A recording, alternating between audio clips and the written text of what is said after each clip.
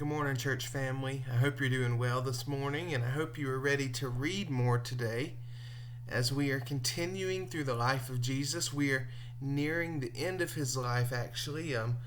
Today we're in Matthew 26, and we're starting in verse 36 and going all the way down to verse 68. So Matthew 26, 36 through 68. And so where we pick up here is Jesus is going to the Garden of Gethsemane to pray. And it says, with him he took a few different disciples. He took Peter and the two sons of Zebedee, which we know are James and John. And so it said he began to be sorrowful and troubled, and he told them, my soul is very sorrowful, even sorrowful to death. Remain here and watch with me. And Jesus went a little further into the garden and went to pray. But just right off the bat here, I want us to notice something. Jesus knew what was at hand. He knew what was coming. He was in deep, deep pain. And look who he's surrounded with. In his worst, most difficult times, he has his inner three best friends surrounded with him.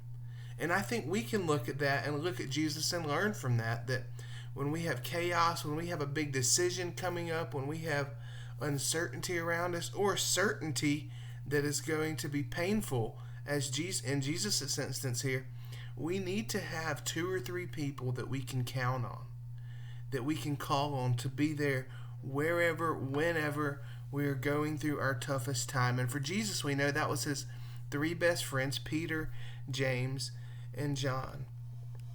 Another thing I want to notice, Jesus goes in further and he prays, and his prayer is, my Father, if it be possible, let this cup pass from me.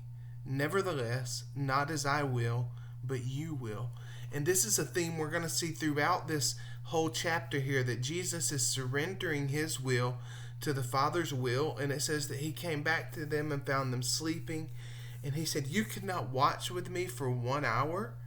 He said, watch and pray that you may watch and pray that you may not enter into temptation. The spirit indeed is willing, but the flesh is weak. And so again, for a second time, he goes in and prays, my Father, if this cannot pass unless I drink it, your will be done. And again, he comes back and he finds them asleep.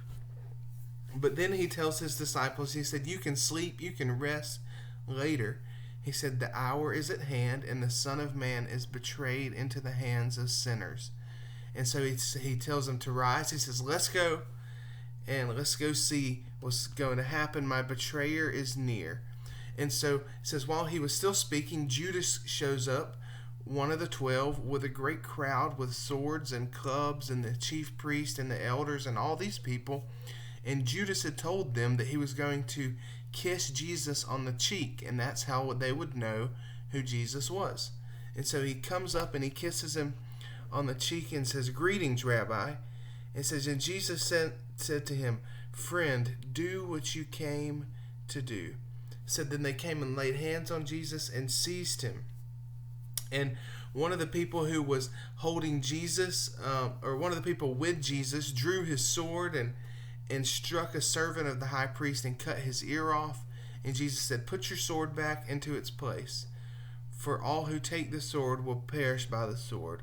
But here's another thing I want us to point out here. He said, do you not think that I could appeal to my Father, and he will at once send me more than 12 legions of angels? Of course God could do this. Of course Jesus is powerful enough to escape this instant. But how then should Scripture be fulfilled? That it must be so. At that hour Jesus said to the crowds, have you come out as against a robber with swords and clubs to capture me? Day by day I sat in the temple teaching, and you did not seize me. But all this has taken place that the scriptures of the prophets might be fulfilled. It says, and then all the prophets left him. So even through his betrayal and him being arrested here, he was still pointing and looking and speaking to the Father's will. He was talking about all these prophecies had to come true, that They could have taken him anytime they saw him, but as it had been prophesied and as God had willed it to happen, Jesus must go through with it the way that God willed. And I think that's just so important for us. How to recognize God's will and to follow it, no matter what that costs, no matter how that changes plans, no matter how that makes things look different. Following His will is the most important thing we can do at any time, even in our roughest time, like the time Jesus is facing here. And so this closes. It says, they had seized him and led him to Caiaphas, the high priest, where the scribes and the elders gathered. Peter was following behind them. The chief priest and the whole council were seeking testimony against him that they may put him to death, but they found none. But many false witnesses came forward lying, and they said, this man said, I'm able to destroy the temple of God and rebuild it in 3 days. And they said, have you no answer to make? What is it that these men testify against you? And Jesus remained silent. And the high priest said, I adjure you by the living God, tell us if you are the Christ, the Son of God. And Jesus said, you have said so, but I tell you, from now on you will see the Son of Man seated at the right hand of power and coming on the clouds of heaven. Then the high priest tore his robes and said, he has uttered blasphemy. What further witnesses do we need? You have now heard his blasphemy. What is your judgment? And they said, he deserves death. And they spit in his face. They struck him. Some slapped him, saying, prophesy to us, you Christ.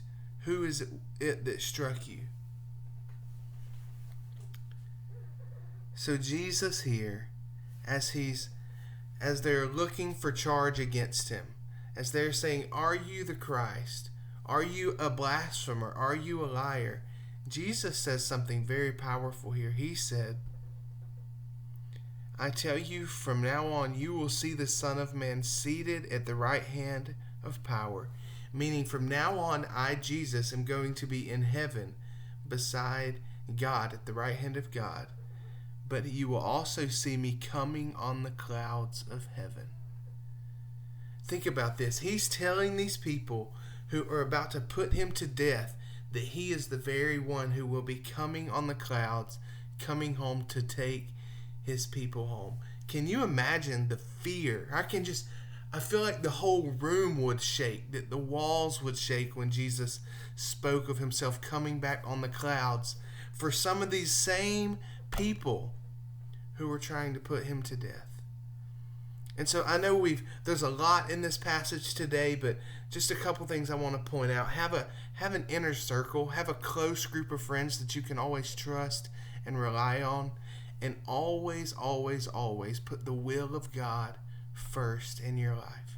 Because even though it took Jesus to the cross here, it also took him to the throne room of heaven.